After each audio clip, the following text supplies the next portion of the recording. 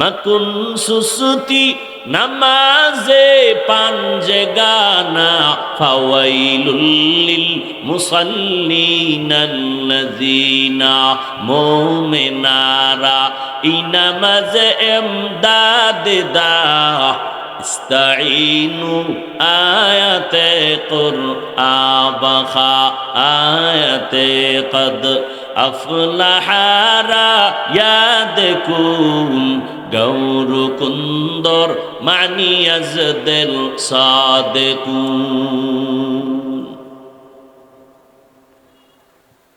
নামাজ লাগবে নি? একদল নামাজের ব্যাপারে আল্লাহ নামাজির ব্যাপারে ঘোষণা দিছে বিনা হিসাবে জান্নাতি। আবার আর আয়াতুল্লাহির মধ্যে আল্লাহ বলেন নামাজি মুসল্লির জন্য ওয়াইল নামক জাহান্নাম।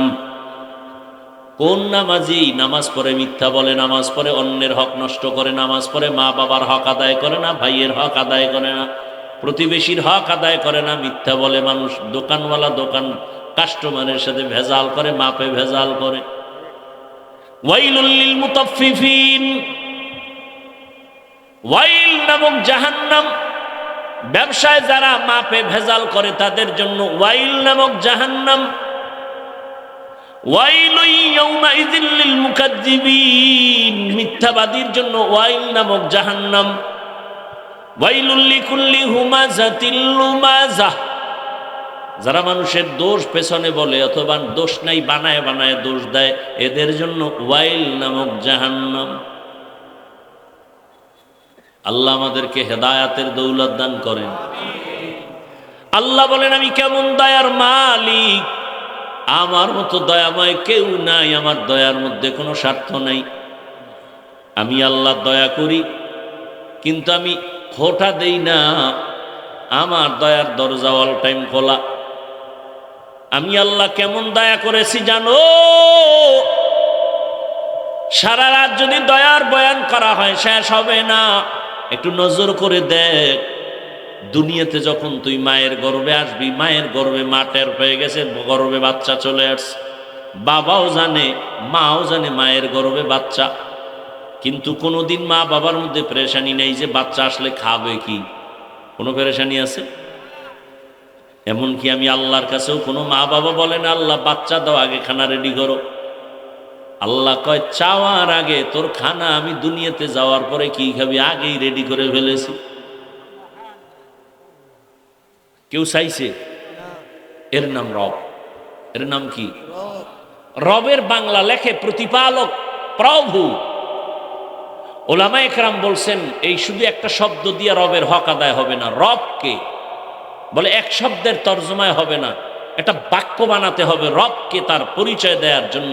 রব হলেন তিনি সমস্ত মাখলুকতের প্রয়োজনের অগ্রিম আয়োজন করেন যিনি। রব হলেন তিনি সমস্ত প্রাণীদের প্রয়োজনের অগ্রিম আয়োজন করেন যিনি।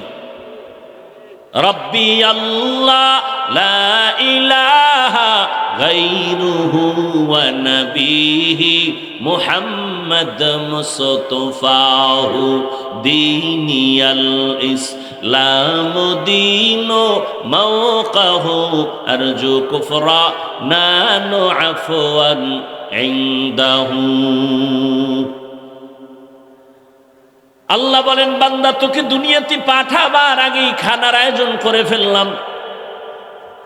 মা বাচ্চাকে খানা খাওয়ানোর জন্য সুজি পাকায়, সুজি আছে না নাই? পাকানোর জন্য লাগবে আগুন, লাগবে পানি, লাগবে লবণ, লাগবে চিনি, লাগবে দুধ, লাগবে না? লাগবে না? পাকায় টাকায় গরম বানাইছে, এবার আবার ফ্যানের বাতাস দিয়া ঠান্ডা করে।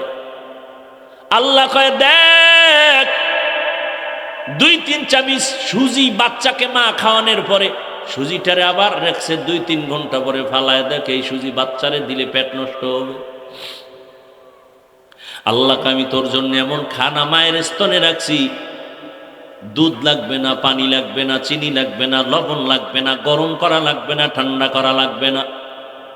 মায়ের স্তনের খানা 2 বছর পর্যন্ত তুই পান করবি, একটা সেকেন্ডের জন্য তোর খানা নষ্ট হবে না। কাদের কুদরত দারি বারকামাল আন্তা রব্বি আন্তা হাসবি জুল জালাল তুহি কাদের জলিলুল্লাহ জাহাদার বহর হালে তুহি মেরা নিগাহদার। আল্লাহ কত দয়া করেছেন, এইভাবে সারা রাত বললেও শেষ করা যাবে না। আল্লাহ কয় এত দয়া করলাম, সূর্য তোর জন্য গোলাম বানায় দিলাম, পানি তোর গোলাম, আসমান গোলাম, জমিন তোর গোলাম, বাতাসটাও তোর গোলাম, দুনিয়াতে যা দেখো সব তোর গোলাম, সব সব তোর, তোর আমার কিচ্ছু না। তা আমার কি কয়, তুই আমার। قال رسول الله صلى الله عليه وآله وسلم الدنيا خلقت لكم وأنكم خلقتم للآخرة। রহমতের নবী বলেন, দুনিয়া তোমার গোলাম বানায় দিছেন, তোমাকে আল্লাহর গোলাম বানায় দিছেন। দুনিয়ার সব তোমার আলাম, তোমার আমার গোলাম, তুমি আমি কার গোলাম? এটাই নিয়ম, গোলাম মালিক রে খুঁজবে। দুনিয়া তোমারে আমারে খুঁজবে, টাকা তোমাকে আমাকে খুঁজবে, তুমি আমি শুধু আল্লাহকে খুঁজবো। কারণ এটা উল্টো হয়ে গেছে, আমরা দুনিয়া খুঁজি, আল্লাহ আমগো খুঁজে। কি আমরা দুনিয়া খুঁজি, টাকা টাকা, নামাজে দাঁড়ায় টাকা, ক্ষমতা ক্ষমতা ক্ষমতা, নামাজে দাঁড়ায়ও ক্ষমতা, জীবনে টুপি পরে না, নির্বাচনের ভাব লাগছে তো টুপি ঠেসে ঠেসে মাথায় দিছে।